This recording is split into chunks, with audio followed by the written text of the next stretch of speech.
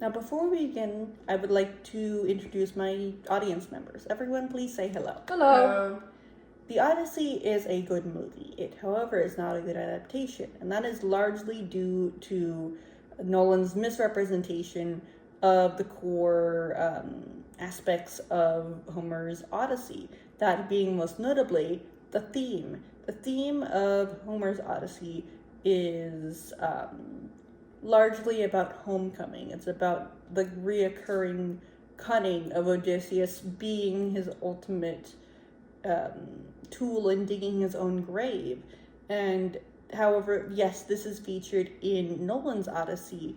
Nolan's Odyssey takes a more active approach. It is more so an action movie than a philosophical journey, as with Homer's original narrative.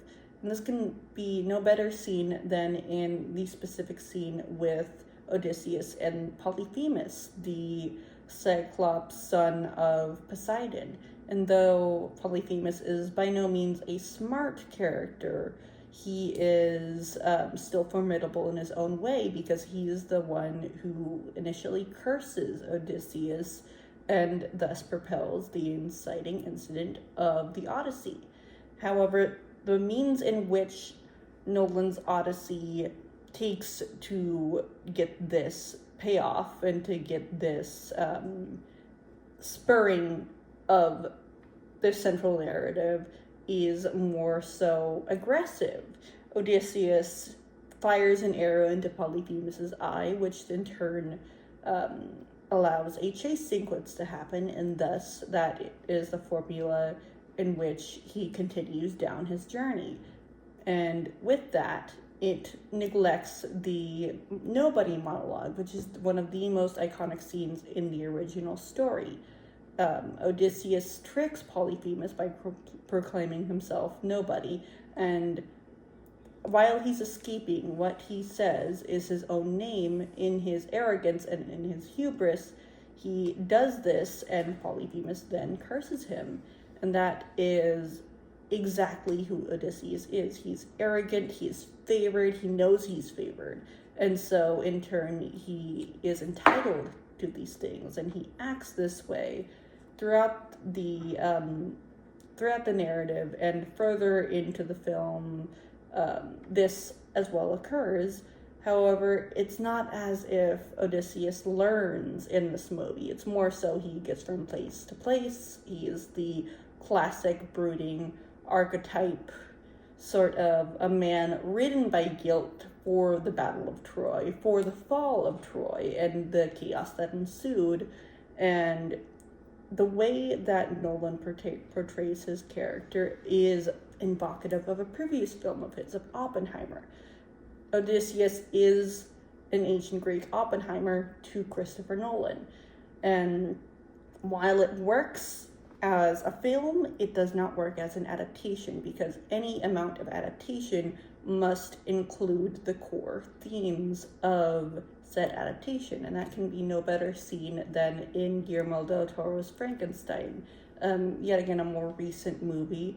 However, del Toro's understanding of Frankenstein sets it apart from the Odyssey in how he is able to keep Mary Shelley's vision alive through cinema, and it is so well done. Both films feature so much practical effects, which is something not typically seen in Hollywood, which speaks to their merit. However, there are other adaptations, such as the Gothic novel Wuthering Heights by Emily Bronte, but this film, which came out in 2026 as well, if I so recall, by Emerald Fennell, is more so a bastardization of the central narrative that Emily Bronte brought forth. It is perverse, it is whitewashed, it is nothing of the original narrative, and thus it suffers for it.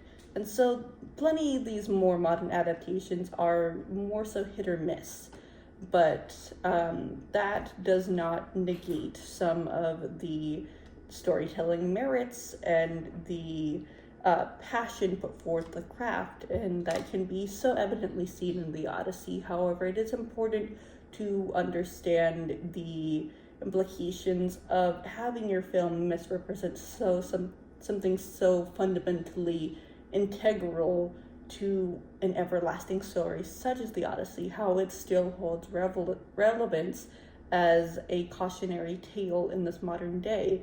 And with that, it's important to further dissect these movies. It's important to understand what you are viewing as a viewer, as an observer, as someone who's meant to intake this information. And so with that, I hope that you now have a better understanding of what the Odyssey is and of how to critically dissect these sorts of things. Thank you for your time.